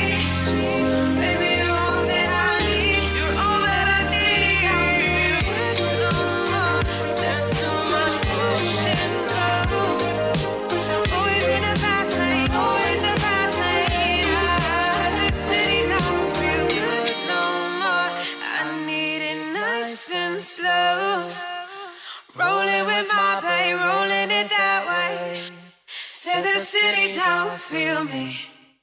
Do you think people still remember that she was on Idol's season 7? In fact, she was in the top 30 of Idol's season 7. She's got a fascinating life story, really fascinating life story. Sat in conversation with her once upon a time. And really, she's just a child who's, whether you call him God, whether you say the universe, beloved, whatever, if you believe in something higher and more powerful than you, really just reached out and touched her life at infancy and saved her from, Lord only knows, the unimaginable. She's got such an incredible life story. She's gone on, of course, to be one of South Africa's most celebrated singer-songwriters, appealing to the younger demographic in the country. She's been quiet off late. And hopefully will be back with some really good music. This song caused quite the stir when it came out. Shikana featuring Kyle Deutsch on this one with Back to the Beach. It's just gone 10 past 2 o'clock. We're going to get into a conversation around now quiet vacationing. I'm starting to think you guys are making these things up in in the world of professional employment. Quiet vacationing. So apparently this is a problem that is rising in South Africa, and it's some form of new quiet quitting. And we've spoken around quiet quitting with Elaine Agodi before, who is a strategic human development coach and consultant. How are you doing, Elaine? You good? How are you doing? I'm good, thank you. Eileen, I'm really starting to think that, South African professionals are now just making these terms up. So just as when we were getting used to quiet quitting, now we've got quiet vacationing. Yeah, I would agree. I definitely think that sometimes we jump on international bandwagons and try to make it work for us. Because, yes, quiet vacationing is on the rise. Probably not as widespread as you'd find internationally, but it is something that is happening. And it takes up the shape or the form of people deciding or choosing to go on vacation. The world of remote work is currently so evident. And so relevant. And so people are deciding to do their work remotely while on vacation. And that's kind of the trend that's picking up. Okay. So you are remote working whilst on vacation. But isn't that what's the word? Is it oxymoron? What's the English terminology there? Because how are you vacationing but also working? I tend to sit in judgment of people who take laptops on vacation. Yeah, 100%. I tend to share your sentiments. I think the difference that, the mindsets of work, the working force, is that people are not finding it so easy these days to ask for vacation, to take leave, especially if they want to go on international trips. And so it works if I'm working remotely and I just happen to want to travel, that I can do my work from anywhere. That doesn't necessarily make it right, because, organizations have the requirement, or I should say employees have the requirement to let their managers know where they are at all times. And so some employees just choose to not say anything because of fear of, I don't want to lose my job. If I take an extended vacation, I might end up being in trouble. So there's a lot of these, challenges that employees face in the workplace that they would rather than just not face directly and do the quiet vacationing as an alternative. Listen, I mean, I guess I could be a little Judge Judy about it, but if I'm in all fairness, I'm also the person who has on the occasion told my bestie who's based in New York and works for TEDx, I have told her, just pack your laptop and get on a plane and let's go. They'll never know the difference. So I have advocated it for it when it's been convenient and suited my needs. But I also think from a psychological perspective, right? If you are quiet vacationing, you're not really being present for either or. And so you're not getting the benefits of vacationing on the one hand, but you're also not completely productive at work either in that time period. Or am I just overthinking it? No, I think you're 100% correct, because the truth is, if you are on vacation and you are working, you are actually overextending yourself, right? Because the purpose of a vacation is to shut down, take some time off, spend time with loved ones, not have to worry about work. And if you're doing both, then the question is, are you really taking the time out to, as people say, reduce my burnout or to take self-care, right? But you're not really doing both either, I should say, because you're working, even though you're not fully engaged. Some people don't necessarily then spend 8 hours a day in the work, doing the work that they're supposed to do because they're on vacation. But you're always anxious because, at any time somebody could call you, somebody could send an email, something could be urgent. So while you may be in a wonderful location, are you actually enjoying the time that you're away? And that sort of brings the question to this work-life balance, right? Because if we keep saying that we are seeking, and I don't know if it's the elusive rainbow pony or not, but if we keep saying we're seeking this work-life balance, this kind of situation, quiet vacationing, goes against that grain, because it still says that you are incapable of switching off. 100%. And I would say that, in my view, is that there is no such thing as work-life balance. I think we need to create harmony within our work and in our personal lives, because at any given time, one thing may be taking priority over the other. And if we are always striving for balance, we're always running on the hamster wheel, because it's, as you said, it's elusive, right? We never really get there. So if we find harmony that says, if in this moment I need to spend an X amount of hours delivering on work, how can I then offset that against finding harmony then when I'm ready to prioritize my personal well-being? So work doesn't get put on the back burner necessarily, but my personal well-being in this moment is taking a priority, so that there's harmony all around. And just to double back, Eileen, to what you were saying, for instance, around that there's a multitude of factors, right, that affect why people employees would rather choose the option of quiet vacationing versus just outright taking time off and leave.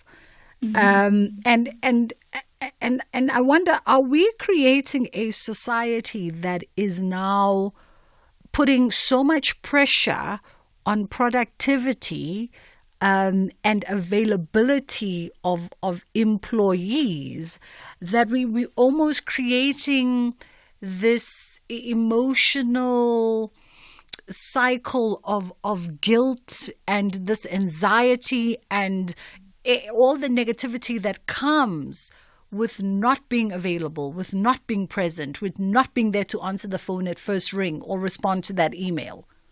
Yeah, I would definitely agree that I think with the rate of quiet quitting, quiet vacationing, all of these things on the rise, I definitely think that we are creating a society where, as you say, people are not comfortable to switch off.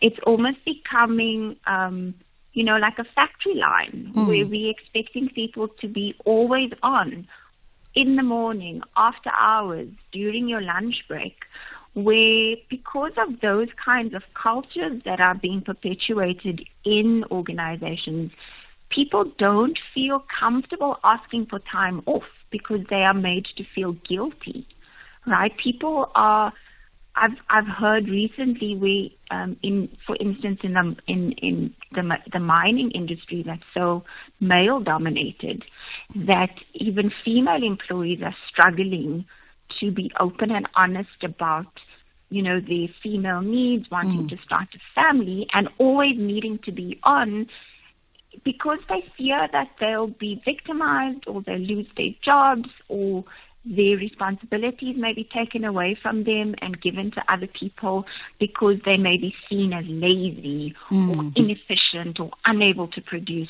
that kind of level of work. Yeah. So it's not a good thing. And I definitely think there's a need to shift the narrative about what it means to be an employee globally and what organizations realistically should expect from their employees. Let's have a quick pause here for the ad break, and then we'll come back on the other side and explore that a little bit deeper.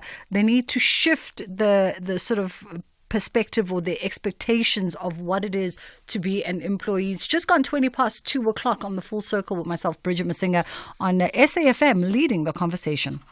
Yeah, we can do this. It's been a long time coming. This deserves to grow. It's a great business.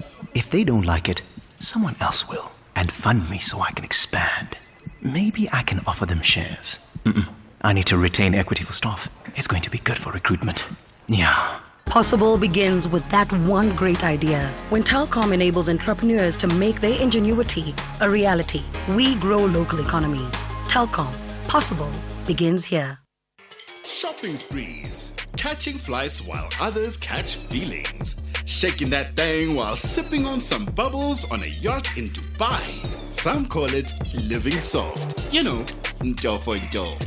Tune into Sugar Baby Dating, a highly revealing documentary that lifts the lid of the sugar baby dating phenomenon and talks to girls who have a string of rich older men funding their lifestyles and the women that feel damaged by the whole experience. This Thursday at 10 p.m. Is it just a little frivolous fun? Or is there a sinister side to sugar baby dating? Channel your inner curiosity with Sugar Baby Dating, 11 July at 10 p.m. only on S3. Open up. S3. July is Film Month, and KwaZulu-Natal Tourism and Film Authority welcomes filmmakers from all over the world who are attending the exciting festivities that are lined up. The Durban International Film Festival, the Durban Film Mart, and ISPET program, the Simon Sabela KZN Film and Television Awards on the 20th of July. That was this past weekend, actually. And we look forward to hosting you in our beautiful province and doing tourism and film business. Join the conversation using the following hashtags: SSA24, Beyond Imagination, and hashtag KZN Has It All. Here, there, and everywhere. SAFM 106.1 FM in Bombela. We're in conversation with strategic human development coach and consultant Elena Godi, and we kind of are talking around this concept of quiet vacationing, which is an interesting new form of quiet quitting without the quitting, where more and more young people are remotely working whilst on vacation, right? And we're trying to sort of just understand all the various psychological impacts that this has also on you as an employee, and what this says, I think, by sort of extension around that relationship between employee and employer, employee and organization. Because as we were going into the break, Elena, when we were talking about, you mentioned that perhaps there's a need for us to shift the perceptions of what it means to be an employee. And I think historically we've seen that there hasn't really been boundaries around that.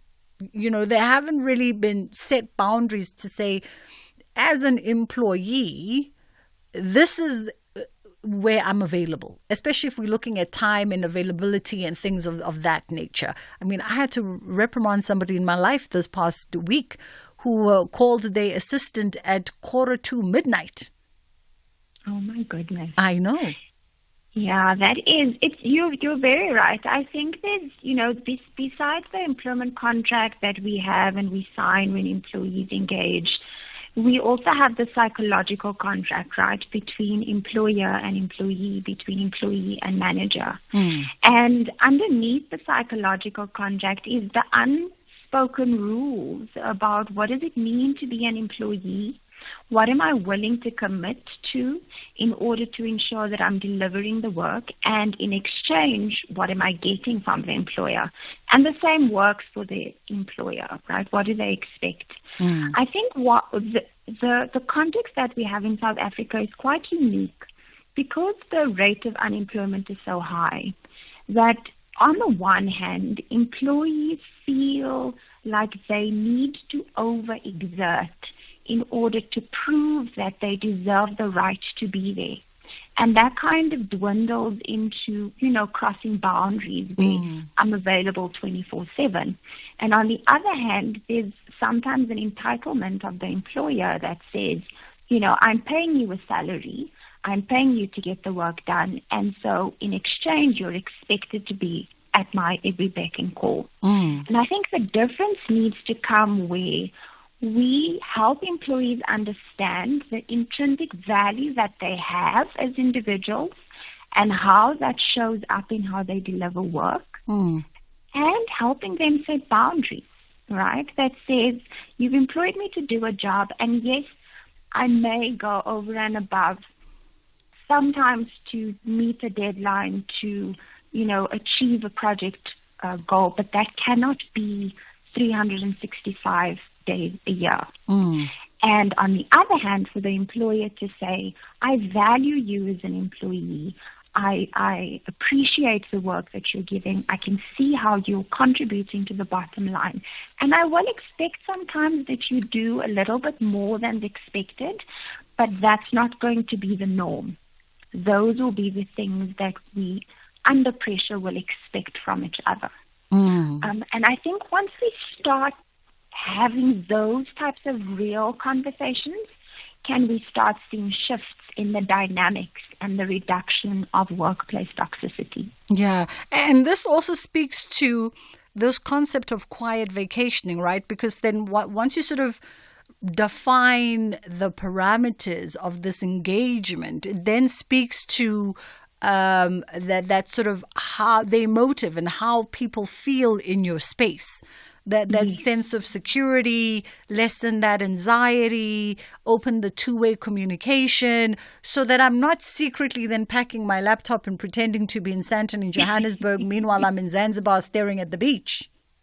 100%, right? And I always advocate this both to my clients, my business leader clients and staff, to say, define for you as an individual what is the environment that you need to be in that enables you to thrive? Mm.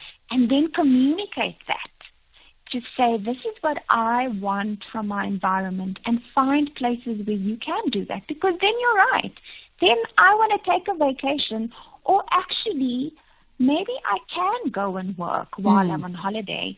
But that means then that I can be available for only emergencies and only between 8 and 9 or between 8 and 10. Mm-hmm. Right? Because then there's those clear boundaries that have been set. Yeah. I want to add another thing to say, I think the whole idea of quiet vacationing has also come from this hustle culture, pack up your laptop, work from anywhere in the world, those trends that are going around. And employees are feeling like, why is this only limited to freelancers and consultants and coaches? Why can't I do this? And that also contributes to this whole idea. Absolutely. Well, listen, like every case, there's always the good cases. So if you feel like a change of environment is exactly what you need and you want to be a global nomad and pack up and go work from wherever, good on you. I'm just saying, though, let's not call it a vacation if you're technically not on vacation, and because it speaks to other things about the psychology of your environment. If you want to go vacation. But if you want to be a global nomad and work out of Zanzibar because the beach life and, that fresh sea breeze is what works for you, all the best. Eileen, always appreciate the time with you. Thank you so much for joining us today. That was Eileen Agodi, and of course she's a strategic human development coach and a consultant, and she is available with her expertise for you. You can find her on social media. She's on social media and she's quite active there as well.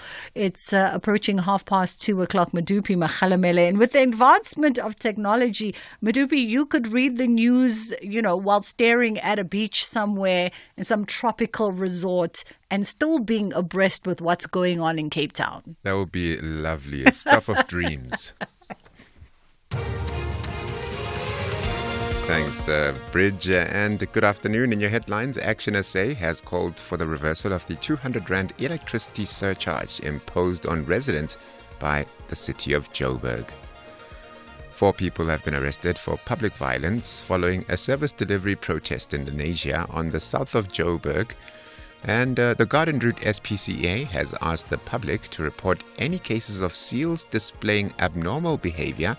This is after a seal was euthanized after testing positive for rabies. I'll be back with a full news update at 3. Bridget Masinga on SAFM.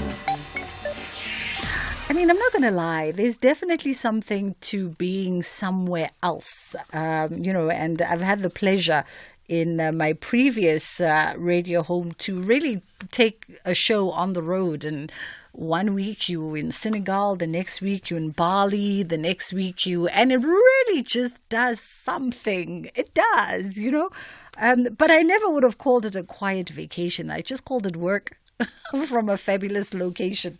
Even though the fabulous location allowed me to also explore and enjoy, but whatever fits. We are catching up now with the folks at Africa Cocoon, and they're celebrating a 30-year milestone, in developing a brighter future for South Africans youth from cradle to career. And we've got the Group CEO of Africa Cocoon, Dr. Onyi Mwaneri, joining us now. How are you doing, Dr. Onyi? I'm doing well. Thank you for having me. It's only but a pleasure. So we are transitioning, and we have transitioned into 30 years of democracy. And it marked a brand new era for us as a country. But also, this 30-year marker is a milestone for Africa Cocoon. Absolutely. It is a milestone for us, Ili. It's an opportunity for us, similar to the country, to reflect on the gains that we have made as an organization, parallel to the gains of the country, and also the gaps that we see as an organization, and also to reflect on similar gaps in the country. And more or less to look at, how do we build 30 years and beyond? Because it's not just about 30 years. Some people will ask the question, so what?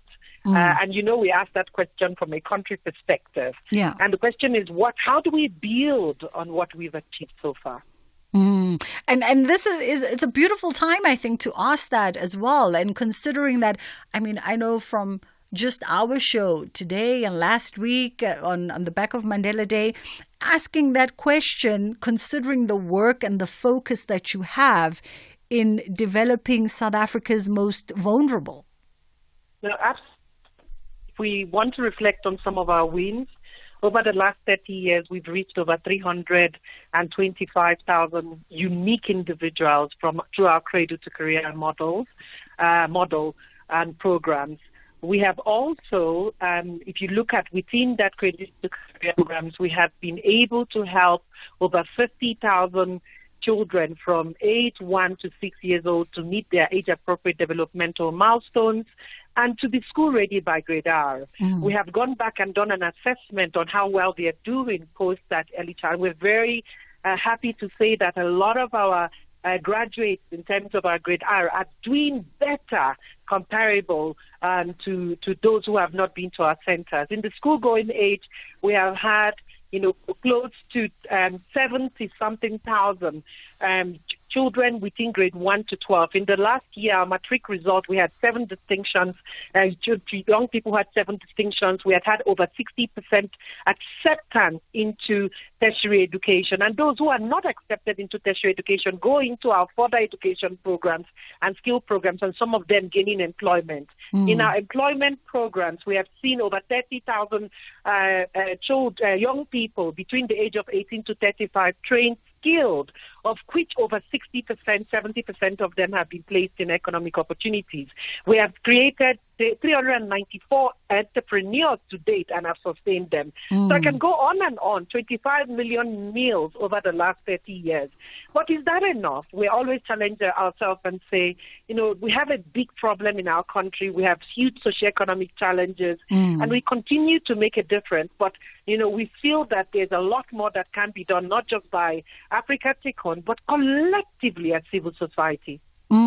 Let's try. And these are incredible stats, Dr. Onyo, the work that Africa Tikkun has done.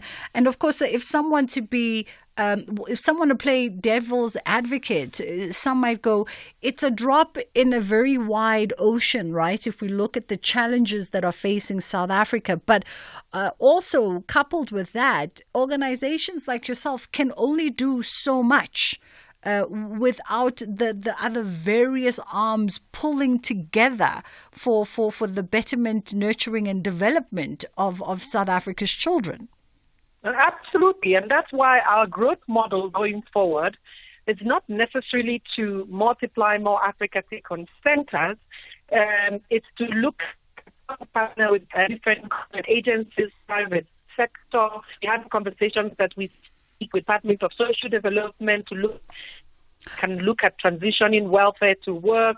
How can we look at that Cradle to Career model as a flagship model that we can take into communities? We're having similar conversations with Department of Basic Education. We're having conversations with corporate sector. How do we take it into communities where we don't have infrastructure and work with civil society to recreate our Cradle to Career 360 model by working collaboratively with different players along that continuum holistically. The spirit of collaboration, I think, is one that we can both agree is central to the success of your organization over the last 30 years.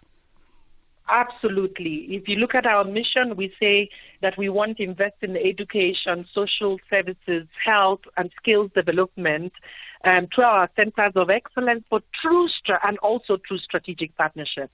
We believe in the power of collaboration. That's why one of our values is Ubuntu. I am because we are, and we are because I am.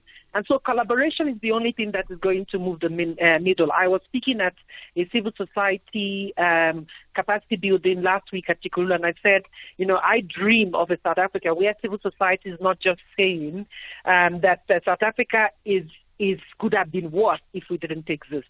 We want to get to a point where civil society is saying, here are the numbers coming down, unemployment coming down, children can read for meaning, numeracy rates increasing, gender-based violence reducing, families are stable and providing stable support for their children's growth and development. We want to see those numbers where we need it to go down, and we can attest to civil society enabling that. And where we need those numbers to go, up in terms of better numeracy rates, better read, etc., better employment rates, small businesses being supported to create jobs. We want to be able to, as civil society, to stand together and say, we're not just a group of organizations that are doing good. We're an organization that is necessary for the socioeconomic development of our country. Dr. Unya, I'd be amiss, as we reflect on Nelson Mandela's 106th birthday that would have been last week, and of course knowing that he is your chief patron in memoriam, and he was a champion for young children. And in conversation with the Mandela Children's Trust, that was very much highlighted last week, that as much as we talk about centering South African children in all conversations, social, political, economic, and all the rest, it seems as though they are void of a champion right now, someone who can stand in the most highest echelons of rooms and advocate for real, tangible, sustainable change that impacts the lives of South African children. No, absolutely. I think that there are two types of legacies. There's a legacy where your voice continues to speak long after you've gone and continues to challenge people. And that's why we say Nelson Mandela Day is not a day. Every day is a Mandela Day. In fact, we celebrate the month. We say to corporates, in fact, way beyond the month, if you can do whatever you can do to help children and young people and communities and families to become better, let's do that. Do we need a stronger another champion, another voice of voices rising up? We do. And I just want to remind people, one of the things that Nelson Mandela, our patron-in-chief in memoriam, said, he said, poverty is not an act of charity. It's an act of justice. To tackle poverty is not a question of, it's charity. It's about justice. And if we want to ensure justice for all in South Africa, then we need more voices rising up and saying, we want to see South Africa that represents the dream we have and the ideal we want as a country. And so, yes, you're right. If you look at how the civil society and the not-for-profit sector has been treated in the last 1 year, we have become, where we are struggling, we are dying, there are lots of challenges in our sector. But I think it's because there hasn't been enough recognition of the value we bring to society. And therefore, we need more champions to recognize that we need each other. Just in closing, your 30th anniversary campaign, What Africa Tikkun Means to You. Tell us more. Yeah, I wish I could play the video. 30 years of existence. And oftentimes, we tell ourselves, using monitoring evaluation frameworks and theory of change and lots of research and intelligent data, the kind of difference we have made both quantitatively and qualitatively. And we decided this year that part of our work is to try and get the people behind our work from creative to career to tell us, what does Africa Tikkun mean to you? And it was so, I cried when I watched the video because we saw children from age 2 to young people who are now actuaries, who are now nurses, who are now working in big companies like Deloitte, like the Reserve Bank. Many young people telling us, this Africa Tikkun is a safe space. Africa Tikkun is a home away from home. I became a bomb after I exploded when I left Africa Tikkun. Africa Tikkun changed the in which I saw the world. I can go on and on and on. Dr. Onye, we saw. We have to leave it there, unfortunately, for this afternoon. But congratulations on this milestone marker and to another incredible 30 years of impactful work with Africa Tikkun. That was Dr. Onye Wanere. Futafri is more than just football. It's a celebration of passion, community, and the magic of Africa's beautiful game. Futafri goes beyond the final score. Uncover the heart of the game with special profile segments, taking you on a captivating journey across the continent. Experience the fabric of African football. Foot Afrique, every Saturday at 1:30 p.m. on SABC1 and Mondays at 6:30 p.m. on SABC Sport on DTT Channel 4. Also available on SABC Plus and SABCSport.com. Proudly brought to you by SABC Sport. For the love of the game. It's Winter Carnival at Food Lovers Market. Get 28-day matured beef rump steak for only $99.99 per kilo. Beef biltong or Dravos for a low $199.99 per kilo. Beef potjie stew for $69.99 per kilo. And 2 500-gram packs of Food Lovers lean beef mince for just $79.99. Valid till this Sunday at Food Lovers Market. Winter Carnival now on. Every year, 30,000 missionaries are called to serve the Church of Jesus Christ of Latter-day Saints across the globe, the largest full-time missionary force of any church.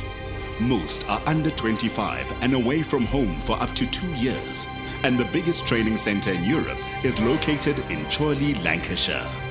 The Mormons Are Coming follows the journey of 3 young missionaries through the first few months of training and work in the field, which can make or break them.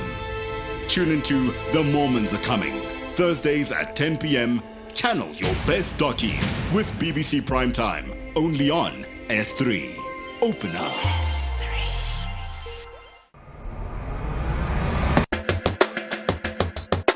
SAFM leading the conversation. So much can happen in just 48 hours in the world. Really? I didn't know that. How are you doing today? I'm very good indeed. Thank you. Awesome. Okay. So, the big news of the day, obviously. Is that who shall not be named?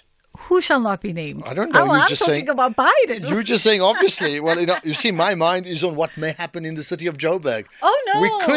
We could have a new mayor, which people in South Africa may be very interested. They should be interested because of the impact it has on us directly. Absolutely. In terms of that other issue, we will talk about it, obviously. Oh, poor Kabelo Ngwamanda, just as he was finding his flow. I think he was finally finding his flow and now he's no more. Well, yeah, we don't know that. Let's see what happens. But clearly we'll talk about the Biden issue because it has implications to all of us. That's not all. We'll pick out some clips from the Ramaphosa clip response to Malema, which is quite fascinating in Parliament in terms of his response. But listen out for that. It's a bit detailed to explain that. And by the way, if you're a fan of Orlando Pirates, and you're not wearing black at all. No, you are. In fact, I am. I've got a touch of black. I'm trying to see. It's black and blue, not black and gold. I don't follow soccer. What's okay. going on? So, there's a big football kit reveal. Another one? Didn't they just have one with the Tebe Magugu? Different teams have it every day. So anyway, we'll have that reveal today in studio. Yeah. Okay. I feel like they just had a kit collaboration with Tebe Magugu last year. I don't know. Well, normally they change it. Do they change it every season? Every year, every 2 years, because really, and they do it worldwide. It's a big deal. Oh, interesting. Big money. Okay. Lucrative. Yeah. Well, I'm looking forward to the Biden conversation. Joburg, we've had how many mayors now in the last 5 years? So I'm kind of. I'm very interested in the Joburg mayor story. It impacts on our service delivery directly. Biden never did, but yeah. I know. Well, no, not that he never did. Well, it has an impact. If they sneeze, goodness, we catch a cold, as we well aware of. Yeah, Trump, Algoa, so many things on the agenda and on the line there. So, if they sneeze, we catch more than a cold. Ashraf is coming through between 3 and 6 o'clock on the National Pulse. Absolutely. Talk to you guys then. Thank you. Alrighty. Right, yeah.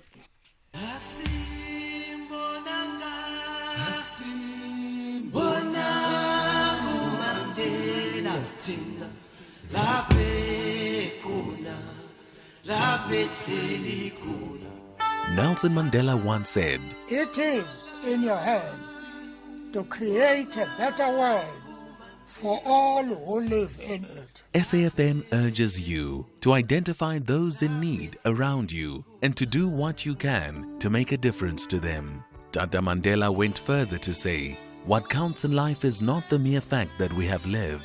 It is what difference we have made to the lives of others that will determine the significance of the life we led. SAFM celebrates Mandela Month.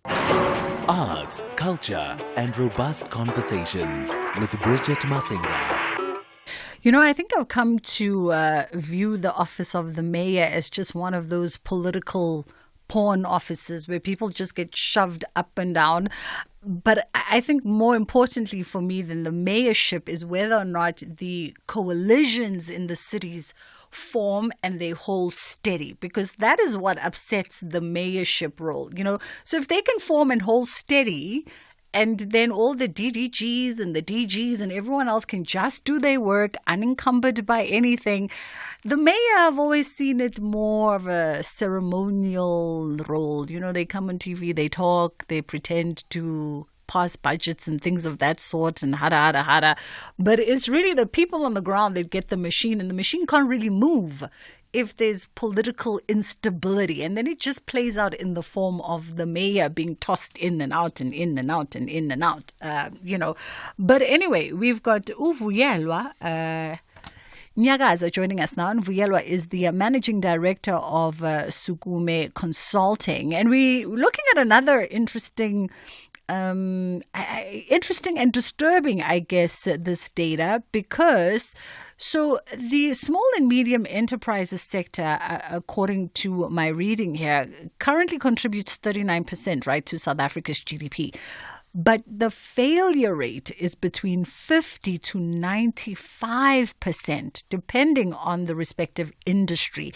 And the current average of failure for SMEs is around 75%. Those are disturbing numbers. How are you doing this afternoon, Vuyelwa? I'm very well. Thank you so much, ma'am. Thank you for taking the time. 75%, the average failure rate for an SME, that should cause us all to pause and reassess. Yes, the statistics are staggering. And I think if it was any other industry, it would be regarded perhaps as a crisis in the making, because you get these people coming out of big corporates or starting businesses, and within a frame of 3 years, 75% of those businesses will not be existing. And so it is a huge crisis, especially if you think about the loss to the GDP, almost 40% contribution, and yet you are letting these people go down. So the numbers are staggering, and it's untenable. Yeah. And when one sort of juxtaposes around the call, we always hear this call for people to enter the entrepreneurial space, to people, sort of take charge of your own futures. But if we're looking at maybe the rate at which people enter versus the rate at which people are failing, what does that tell us? Where is the shortfall? Where's the gap? A lot of people, I think there's a lot of lack of understanding of what it takes to actually be an entrepreneur and the dynamics that are in the business. So a lot of people don't research what entrepreneurship is actually about. If you think about every average career, everyone spends 2 to 3 years at a university to learn a craft. And yet when people are entering into entrepreneurship, they think they can just enter without spending adequate time understanding the dynamics of the industry, what is it that it takes to succeed and all of that. So there's a lot of presumption. So that plays a big role. But I think that the biggest surprise factor for entrepreneurs is really how difficult it is to succeed as an entrepreneur. You have an idea of a business idea that you think this is going to work out this way, but the market dynamics are the ones that usually dictate in a far greater extent than what you thought your skill set or your ability is going to. So there's an interplay between what the market is demanding, what the market realities and dynamics are, and what your skill set and what you are able to produce. And that dynamic, not many people have the ability to maneuver it successfully. Does just a sort of piggybacking on that, does also just being cognizant of saturation within your respective space of interest, does that also come in as a factor there or not? Sorry, can you clarify that? Saturation? Just talking about sort of saturation of businesses within specific sectors, right? So as you're talking about the various dynamics that people need to understand, the reality of what is needed out there versus your skill set. For instance, I'm thinking about the people who enter these like low penetration sectors. If we're looking at just small businesses, right? People are getting into the beauty sector, whichever way you slice it, whether it's hair, nails, whatever it is. But when you also look at the saturation of it in our communities, you know, there's a salon, a nail bar, and everything every 5-7 kilometers. Exactly. So those are the exact things I was talking about. People entering into business sectors without investigating the realities in terms of what is the size of the market. And if you are entering, for example, these low entry sectors, what is it that you are offering that is unique that people will buy from you as opposed to people that are already in the market? So people get excited by the thought of starting a business.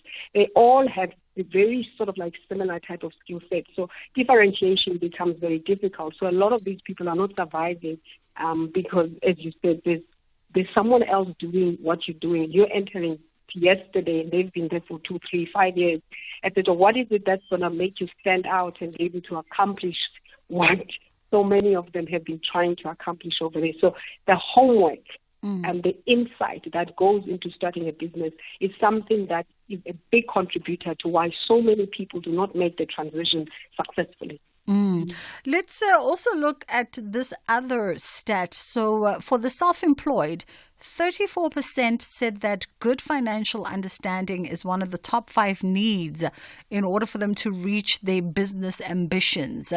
And do we find that is a skill or a tool that entrepreneurs have in their arsenal?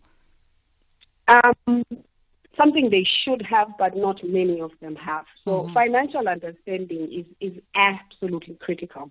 I think, if I were to use myself also as an example, that's one of the things I underestimated the most about what does it take to run a successful business. So a lot of people get excited about having your first sales and growing the market in terms of the number of people that you're selling to.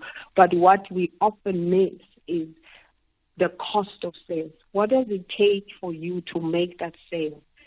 So we focus on top-line revenue without understanding the cost models, whether you are selling a physical product or offering a service, and that is about the measurement of time. So the issue of financial management, understanding, the risk profile of your business, as well as what does it mean to break even versus make a profit. A lot of entrepreneurs need to that training, that sort of like advice and understanding at the beginning.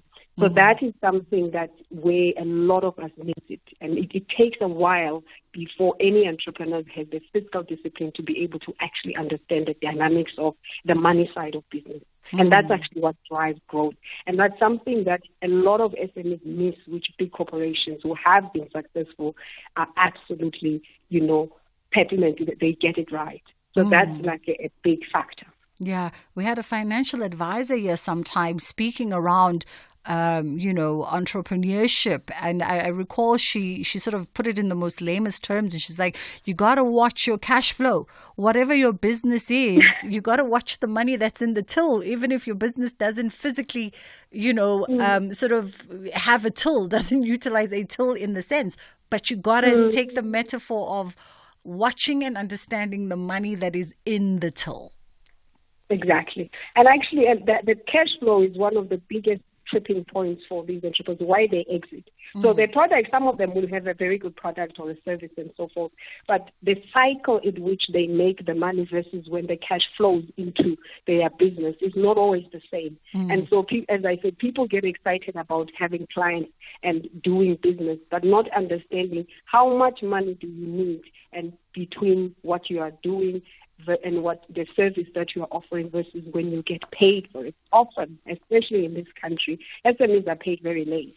So to someone that is employed, they know that every month there is a salary that's coming in. A lot of SMEs, especially startups, to make your first sale, between making your sale versus the money coming into your bank, it's a completely different story, etc. And even if you are making sales, you need to understand the extent of sales that you need to make. For how long should a business be fluid before other finances become trickling in? So those dynamics are some of the things that trip up a lot of entrepreneurs when they have not understood the cycle of money. coming in, going out.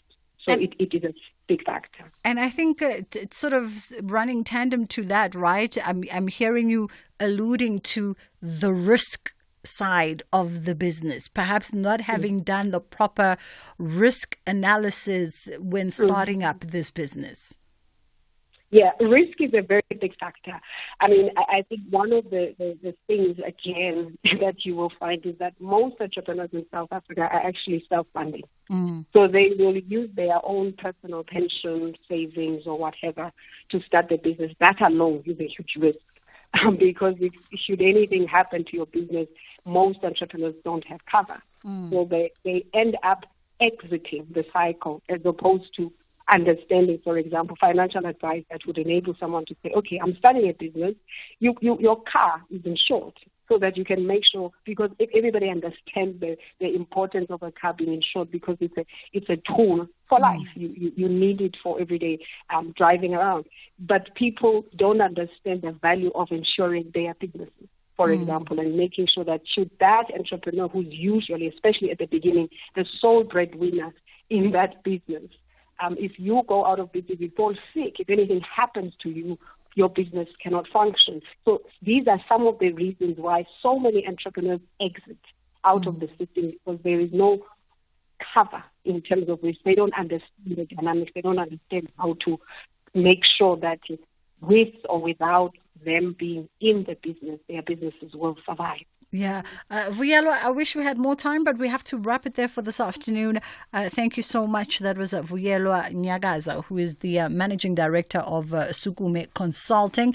As we wrap up the show with a minute to spare, Ashraf Gada is coming through with his team, keeping you company for the afternoon on the National Pulse. There's going to be lots on the agenda that I'm sure you want to unpack, both within the context of our local politics and municipal politics, as well as everything that's about to play out with Kamala Harris now being endorsed by Joe Biden to run for the Democrats. The Americans on social media a bit skeptic and were skeptical, and they know themselves better than anyone else. But we'll see how that plays out in about 4 months' time. And let's hope that they are set to really just put an interesting chapter in the history books of Americans. It would be a nice one, right? That's it from our end. We'll see you tomorrow. We thank you so much for choosing to be in constant conversation with us. Madupi is coming through with the news, and inshallah, God willing, we do it again.